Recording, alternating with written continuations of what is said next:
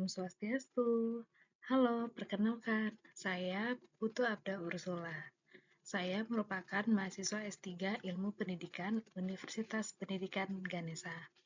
Saya saat ini bekerja sebagai dosen di Universitas Panjasakti Singaraja.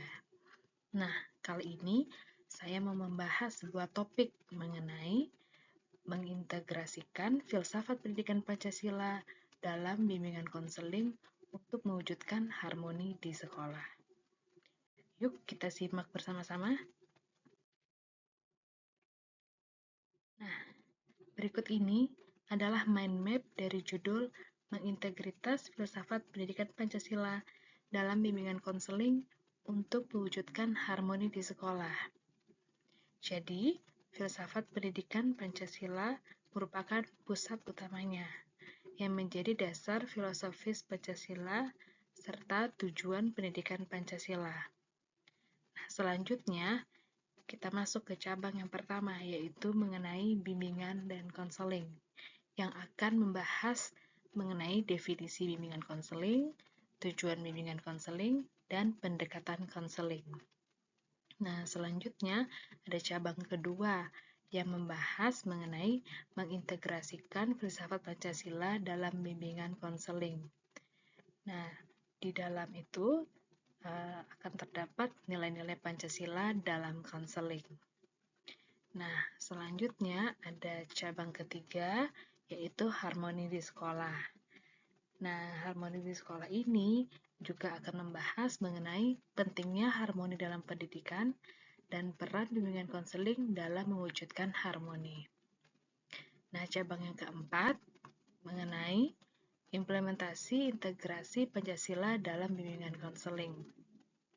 Nah, di dalam ini ada kegiatan konseling berdasarkan Pancasila dan metode yang digunakan.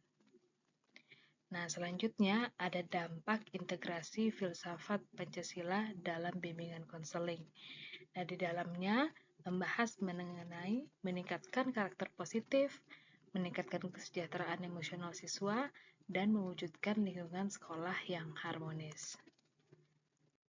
Oke, di sini filsafat pendidikan Pancasila berakar pada nilai-nilai luhur bangsa Indonesia yang tercermin dalam 5 sila Pancasila. Nilai-nilai tersebut seperti keadilan, kemanusiaan, dan persatuan memiliki peran yang penting dalam membentuk individu yang tidak hanya cerdas secara intelektual, tetapi juga memiliki karakter moral yang kuat.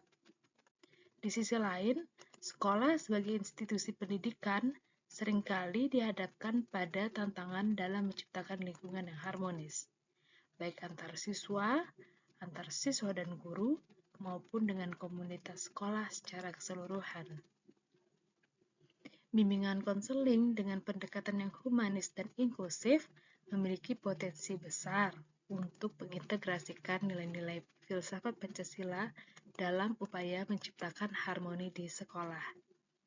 Nah, kali ini kita akan membahas bagaimana bimbingan konseling dapat berperan sebagai media integrasi filsafat pendidikan Pancasila dalam kehidupan sehari-hari di sekolah. Sekaligus menjawab tantangan-tantangan yang ada dalam menciptakan harmoni. Filsafat pendidikan Pancasila menawarkan kerangka nilai yang dapat digunakan sebagai panduan dalam menciptakan hubungan yang harmonis di sekolah. Kelima sila Pancasila masing-masing memberikan panduan moral dan sosial yang relevan dalam membangun hubungan yang inklusif dan saling menghormati. Yang pertama, ada ketuhanan yang Maha Esa, yang menanamkan nilai-nilai spiritualitas yang mendorong siswa untuk menghormati perbedaan agama dan kepercayaan. Kedua, ada kemanusiaan yang adil dan beradab. Di sana, kita dapat membentuk sikap empati, saling menghargai, dan kesadaran akan hak asasi manusia. Yang ketiga, persatuan Indonesia. Di dalamnya, kita menumbuhkan rasa kebersamaan dan solidaritas dalam keberagaman. Selanjutnya, ada kerakyatan yang dipimpin oleh hikmat kebijaksanaan dalam permusyawaratan perwakilan. Hal ini mengajarkan pentingnya musyawarah dan pengambilan keputusan yang bijaksana. Kemudian yang terakhir ada keadilan sosial bagi seluruh rakyat Indonesia. Hal ini mendorong sikap adil dan tidak diskriminatif dalam berbagai aspek kehidupan. Jadi dengan menjadikan nilai-nilai ini sebagai pedoman, sekolah dapat menciptakan suasana yang mendukung terwujudnya harmoni, baik dalam hubungan interpersonal maupun dalam dinamika sosial yang lebih luas. Nah, selanjutnya ada peran strategis bimbingan konseling. Bimbingan konseling berfungsi sebagai media untuk menerjemahkan nilai-nilai filsafat pendidikan Pancasila ke dalam praktik nyata di lingkungan sekolah. Berikut ini adalah beberapa peran strategis bimbingan konseling dalam konteks ini. Yang pertama yaitu membangun kesadaran nilai Pancasila. Konselor dapat mengintegrasikan pengajaran nilai-nilai Pancasila ke dalam sesi konseling individu maupun kelompok. Misalnya, melalui diskusi atau refleksi bersama, siswa diajak untuk memahami bagaimana nilai-nilai Pancasila relevan dalam kehidupan mereka sehari-hari, termasuk dalam hubungan mereka dengan teman dan guru. Yang kedua, ada menanamkan nilai empati dan toleransi. Dengan menanamkan nilai kemanusiaan yang adil dan beradab, bimbingan konseling dapat membantu siswa memahami pentingnya menghormati perbedaan. Kegiatan seperti role-playing atau simulasi konflik dapat digunakan untuk mengajarkan cara-cara menyelesaikan konflik dengan menghormati perspektif orang lain. Yang ketiga, ada mendorong partisipasi aktif melalui musyawarah. Nah, nilai demokrasi dalam Pancasila dapat diwujudkan melalui bimbingan konseling dengan melibatkan siswa dalam pengambilan keputusan yang mempengaruhi mereka. Misalnya, konselor dapat memfasilitasi forum diskusi atau musyawarah untuk menyelesaikan permasalahan sekolah, seperti perundungan atau ketidakadilan dalam pembagian tugas. Yang keempat, mengajarkan keadilan dan kesetaraan.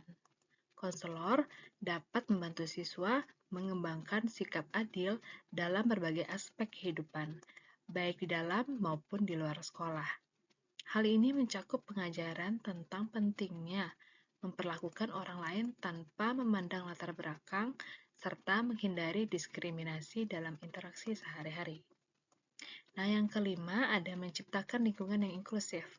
Salah satu kunci harmoni di sekolah adalah menciptakan lingkungan yang inklusif, di mana semua siswa merasa diterima dan dihargai, dan konselor dapat memimpin inisiatif untuk mengurangi stigma atau diskriminasi terhadap kelompok tertentu, baik berdasarkan agama, suku, maupun kondisi sosial ekonomi. Agar nilai-nilai filsafat pendidikan Pancasila dapat terintegrasi secara aktif dan efektif, maka dalam layanan bimbingan konseling ada beberapa strategi yang dapat diterapkan. Yang pertama, pengembangan program konseling berbasis nilai Pancasila. Konselor dapat merancang program konseling yang secara spesifik mengadopsi nilai-nilai Pancasila. Program ini bisa mencakup sesi pelatihan karakter, diskusi kelompok, dan kegiatan lain yang bertujuan untuk memperkuat pemahaman siswa terhadap nilai-nilai tersebut. Yang kedua, ada kerjasama dengan guru dan orang tua. Konselor perlu bekerja sama dengan guru dan orang tua untuk memastikan bahwa nilai-nilai Pancasila juga diajarkan dan diterapkan di luar sesi konseling. Kolaborasi ini membantu menciptakan keselarasan antara pendidikan formal dan informal. Yang ketiga ada mengintegrasikan nilai Pancasila ke dalam kurikulum. Konselor dapat berkontribusi dalam pengembangan kurikulum sekolah yang berorientasi pada penguatan nilai-nilai Pancasila. Hal ini mencakup integrasi nilai-nilai tersebut dalam pelajaran lain seperti pendidikan agama, kewarganegaraan, atau bahkan kegiatan ekstrakurikuler. Yang keempat, penyelesaian konflik dan berbasis Pancasila. Dalam menangani konflik antar siswa atau antara siswa dan guru, konselor dapat menggunakan pendekatan yang berdasarkan nilai musyawarah dan keadilan. Hal ini memastikan bahwa setiap pihak merasa didengar dan solusi yang diambil bersifat adil bagi semuanya. Meskipun nilai-nilai Pancasila memiliki potensi besar untuk menciptakan harmoni di sekolah, tantangan seperti kurangnya pemahaman siswa terhadap nilai tersebut atau resistensi terhadap perubahan seringkali muncul. Untuk mengatasi hal ini, penting bagi konselor untuk memberikan pendidikan nilai secara konsisten, yaitu mengintegrasikan nilai-nilai Pancasila yang tidak cukup dilakukan sekali atau dua kali, tetapi harus menjadi bagian dari proses pembelajaran jangka panjang. Melibatkan semua pihak, dukungan dari kepala sekolah, guru, siswa, dan orang tua sangat penting untuk memastikan keberhasilan program konseling berbasis Pancasila. Kemudian, menggunakan pendekatan yang kreatif, pendekatan yang menarik seperti permainan film atau proyek komunitas dapat membantu siswa lebih mudah memahami dan menghayati nilai-nilai Pancasila. Mengintegrasikan filsafat pendidikan Pancasila dalam bimbingan konseling adalah langkah yang strategis untuk menciptakan harmoni di sekolah. Melalui pendekatan yang holistik dan inklusif, konselor dapat memfasilitasi perubahan yang positif di lingkungan sekolah sehingga menciptakan generasi yang tidak hanya cerdas, tetapi juga berkarakter mulia. Dengan demikian, sekolah tidak hanya menjadi tempat belajar, tetapi juga menjadi tempat untuk menanamkan nilai-nilai kehidupan yang esensial bagi masa depan bangsa. Sekian materi yang bisa saya sampaikan. Terima kasih sudah menonton video ini. Jangan lupa di like, comment, and subscribe ya. Sampai jumpa. Om Santi Santi Santi Om.